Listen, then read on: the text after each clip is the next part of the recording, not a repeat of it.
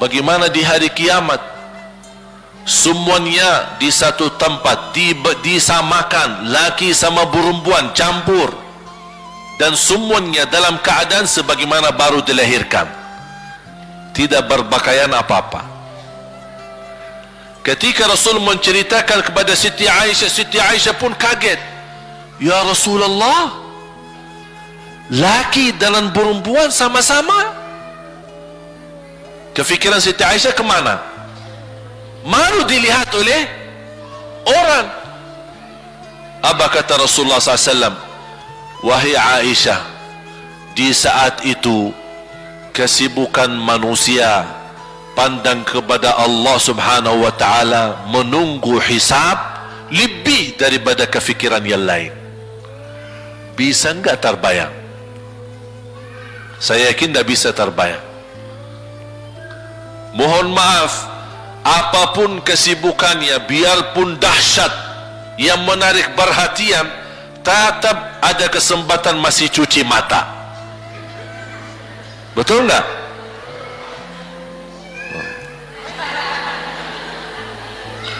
Tapi kalau di hari kiamat beda keadaannya. Apapun yang saya jelasin tidak akan mungkin Bapak Ibu bisa bayangkan, karena itu bukan dahsyat lagi, tapi di luar batas kemampuan kita. Makanya Siti Aisyah sebagai manusia wajar kalau terkejut. Ya Rasulullah, kami dan laki-laki sama-sama. Rasul maklumi fikiran Siti Aisyah sebagaimana memaklumi fikiran kita yang sama. Tapi ternyata kalau di sana beda. Makanya di saat itu belum lagi matahari didekatkan. Disebut dalam hadis mil, 1 mil. Di dalam satu hadis 1 mil adalah, kalau untuk dalam mata itu kan berapa ukurannya? Berapa senti ya? Sangat kecil. Betul? Kalau dalam bahasa Arab itu namanya mil. Berarti ukuran nanti di hari kiamat kita berdiri 50.000 tahun dan mataharinya dekat seperti ini. Di riwayat mil bukan yang itu maksud, tapi adalah ukuran perjalanan 1 mil. Kira-kira 1 mil cukup jauh? Sama, kurang lebih berapa kilo? 1,5 kilo? Ya, kurang lebih 1,5 kilo. Sekarang jutaan kilometer kita merasa panas. Sudah ada AC, sudah ada kipas, sudah ada ujang, sudah ada ini, tapi merasa begitu panasnya. Itu jutaan kilometer. Bagaimana kalau 1,5 kilo? Makanya Rasul menggambarkan nanti di hari kiamat, yang biasa di dunia kalau kita keringat dari atas ke, kalau di hari kiamat terbalik, keringat kita dari bawah ke atas. Ini tergantung dosa kita. Kata Rasulullah, ada yang keringatnya sampai ke mata kaki, ada yang sampai ke lutut, ada yang sampai ke paha, ada yang sampai ke perutnya, ada yang sampai ke dadahnya, ada yang sampai ke lehernya, bahkan ada yang sampai merasa sudah sesak nafas, ingin melamatkan diri supaya tidak tenggelam di dalam keringatnya sendiri. Dalam keadaan itu 50.000 tahun. Di situ manusia sudah merasa gelisah, sudah cukup merasa tersiksa. Semua larinya, penolong siapa yang bisa menolong kita? Kita minta tolong kepada siapa yang bisa menyampaikan hajat kita kepada Allah supaya mulai hisab? Karena sudah kita tidak kuat lagi. Semuanya larinya kepada Nabi Adam, Nabi Ibrahim, Nabi Nuh, Nabi Musa, Nabi Isa. Semuanya jawab yang sama. Nafsi, nafsi, Allahumma sallim, sallim. Ya Allah, selamatkan diriku sendiri. Tak ada yang urus anak, istri, suami, keluarga. apalagi manusia lain. Sama keluarganya saja dia lari. Tidak ada. Nafsi, nafsi. Diri sendiri, ya Allah selamatkan. Diri sendiri, ya Allah selamatkan. Diri sendiri, ya Allah selamatkan. Nabi Adam jawab begitu. Suruh, barangkali Nabi Nuh bisa bantu kalian. Datang kepada Nabi Nuh, nafsi, nafsi, Allahumma sallim, sallim. Datang kepada Nabi Musa, nafsi, nafsi, Allahumma sallim, sallim. Datang ke Nabi Isa, nafsi, nafsi, Allahumma sallim, sallim. Sampai terakhir Nabi Isa berkata, ada satu, saya rasa dan yakin dialah yang bisa memberi bantuan.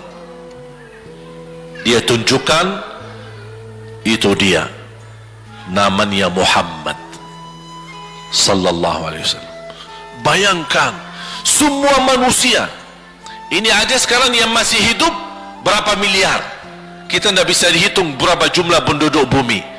Bayangkan dengan umat terdahulu semua dikumpulkan dan semua menarah satu arah kepada Nabi Muhammad, minta tolong, ya Rasulullah, ya Muhammad, ya Habiballah, tolong syafaatkan. Barangkali dengan bantuanmu, doamu, syafaatmu bisa ini mulai dihisab supaya terselesai siksa yang kita hadapi. Begitu mereka datang, apa jawab Rasulullah SAW? Allahumma sallim, sallim, ummati, ummati. Ya Allah selamatkan umatku, umatku. Fikirannya umatnya, bukan istrinya, bukan anaknya, bukan orang tuanya, bukan siap, umatnya. Umatnya dia fikirkan. Kemudian dia sujud di hadapan Allah Subhanahu wa ta'ala. Kata Rasulullah, di saat itu aku bersujud, Allah gerakkan lidahku untuk memuji Allah dengan kata-kata pujian yang tidak pernah makhluk pun sebelumnya sebutkan pujian itu. Artinya pujian yang Allah anugerahkan untuk Nabi Muhammad sebelumnya tidak ada satu makhluk pun yang bisa mengucapkan, hanya Nabi Muhammad, dan hanya di saat dia sujud di hadapan Allah di hari kiamat. Allah biarkan beberapa lama, habis itu Allah berkata, ya Muhammad, irfa' ra'sak wasal tu'ta washfa' tushaffa'.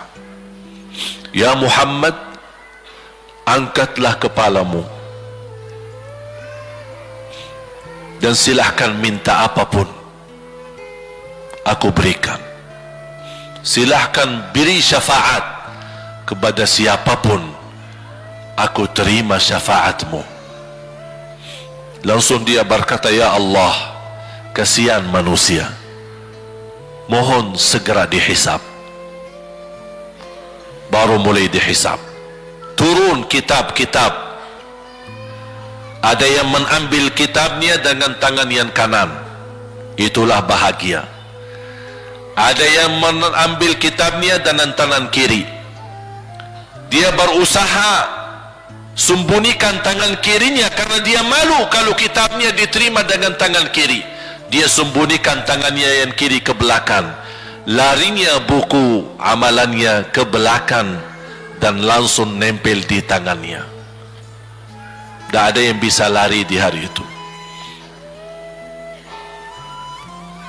Semua amalan, buku amalannya dibuka oleh Allah, dan akan Allah mulai menghisabkan kita satu persatu. Tak ada kelompok-kelompok, tak ada bendera, tak ada ormas, tidak ada kelompok, tidak ada pimpinan, masing-masing. Benderanya kita apa? Buku amal. Dan Allah manggil kita bernama satu-satu. Ibu, sini, datang. Kata Rasulullah sallallahu alaihi wasallam, yuhasibullahu al-abida laisa bainahu wa bainahu turjuman. Allah akan hisab hamba-hambanya satu demi satu, bersatu-bersatu, dan tidak ada penerjemah. Jadi tidak bagi terjemah, translate. Ya Allah, saya tidak mengerti bahasa Arab. Saya tidak mengerti bahasa, ya Allah, gimana? Ini saya butuh translate atau benacara supaya bisa bantu saya lulus dari hukum. Tidak ada. Yang hakim Allah, keputusannya Allah, yang menentukan Allah, mahkamah yang dikuasai Allah, hamba di hadapan Allah, saksi semua, tangan saksi, mata saksi, lidah saksi, kaki saksi, buku amal saksi, malaikat saksi. Bagaimana kita mau lari? Ditanya oleh Allah, hei hambaku, ingat enggak di malam itu, di tempat itu, kamu berlakukan dosa itu? Seorang hamba yang masih memiliki iman, dia merasa dan ingat, dan dia merasa malu, dia tunduk kepalanya. Kata Allah, malu ya, malu. Tunduk, ya malu ya Allah, malu, malu. Dan subhanallah, tanda rahmat Allah, ketika Allah bertanya dengan kita, tidak ada orang lain yang bisa lihat. Supaya apa?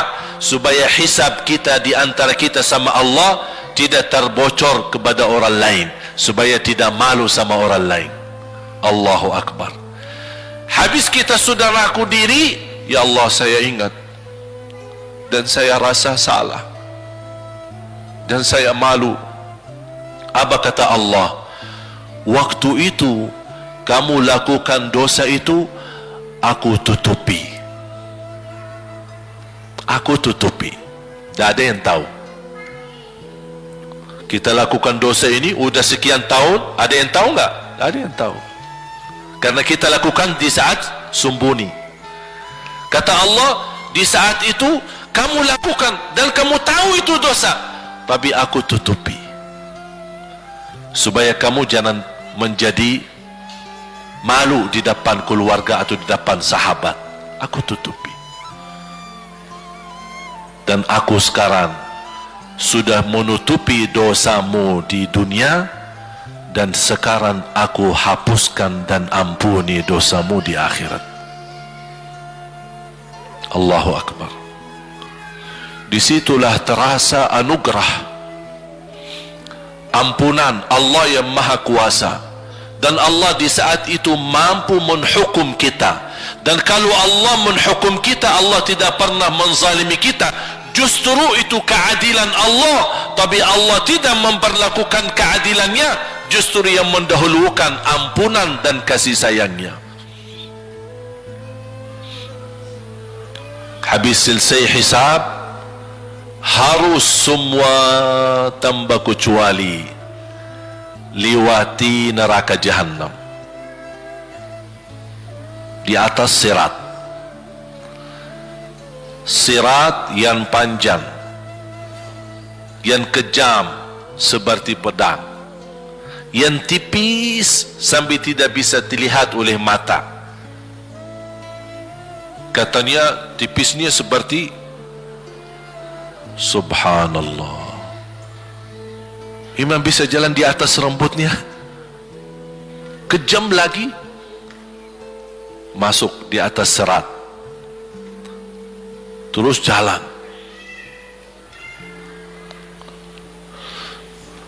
Di saat itu ada doa yang ia melamatkan kita sampai menuju surga. Nabi Muhammad sallallahu alaihi wasallam, dia sudah duluan. Kalau Sayyidina Abu Bakar perjalanan di atas sirat disebutkan 100 tahun, tapi Sayyidina Abu Bakar satu langkah di atas sirat, langkah kedua di depan pintu surga. Dahsyat. Ini Sayyidina Abu Bakar seperti itu. Bagaimana Rasul? Rasul sudah menunggu di depan. Mulai manusia satu persatu jalan di atas sirat. Dan Rasul di saat itu sibuk berdoa, Allahumma sallim sallim, ya Allah selamatkan umatku, ummati ummati, ummati ummati, sampai mereka terselesai. Sampai di situ saja. Sebelum masuk surga, ada berita gembira untuk umatnya Nabi Muhammad sallallahu alaihi wasallam. Tidak boleh ada yang masuk surga harus berjumpa dengan beliau dulu, tatap muka, dan disediain minum yang disebut air Al-Kautsar, dan di situ banyak gelas. Tinggal kita ambil gelas dan minum. Begitu kita mau ambil gelas dan minum, datang Rasul, jangan kamu minum langsung dari tanganku sendiri. Barang siapa yang minum dari tanganku tidak akan haus selama-lamanya. Allahu Akbar. Di situ terasa kemuliaan.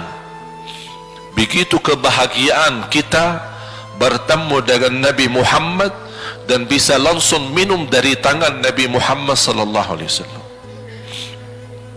Bukan hanya begitu saja, bahkan Nabi Muhammad memegang tangan kita, mengajak kita masuk 8 pintu surga. Ada 8 pintu. Rasul bersabda, 1 pintu luasnya seperti antara langit dan bumi.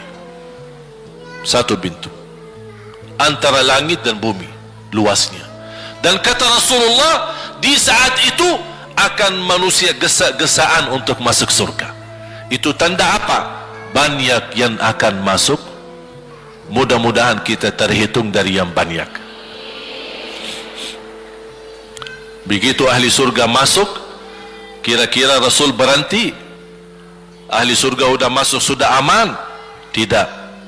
Rasul balik lagi, keluar dan menuju dari langkah sirat yang pertama, melihat ada enggak ternyata ada di antara umatnya yang tersisa, yang dosanya terlalu banyak, gesa-gesaan di jalan, merangkak di jalan sampai jatuh di dalam neraka. Rasul mana mereka? Masuk ke neraka. Kata Allah subhanahu wa ta'ala, melihat keadaan Nabi Muhammad SAW, apa yang dibutuhkan lagi? Kata Rasul, ya Allah, saya tidak akan puas masuk surga sampai hamba-hambamu yang ada di neraka, umatku, diselamatkan. Allah subhanahu wa ta'ala mengizinkan Nabi Muhammad keluarkan dari neraka. Dia keluarkan. Sudah cukup ya Nabi Muhammad? Tidak cukup ya Allah, masih ada lagi. Diambil lagi, dikeluarkan, diambil lagi, dikeluarkan. Artinya dari umat Nabi Muhammad yang masih banyak dosanya, yang masih banyak kelewatannya sama Rasulullah, yang tidak pantas memberi kemuliaan kepada Rasulullah SAW, dapat pula syafaatnya Nabi Muhammad. Yang tidak pernah memberi tanda sayang dan cinta kepada Rasul, dapat rasa sayang dan cinta Nabi Muhammad SAW. Sambil kata malaikat Jibril, demi Allah saya melihat Nabi Muhammad mengambil manusia dari neraka Jahannam, diselamatkan dari siksa dan membawa mereka ke surga. Kata malaikat Jibril, sambil aku kira tidak ada lagi yang tersisa di neraka Jahannam, saking banyaknya yang dikeluarkan oleh Rasul.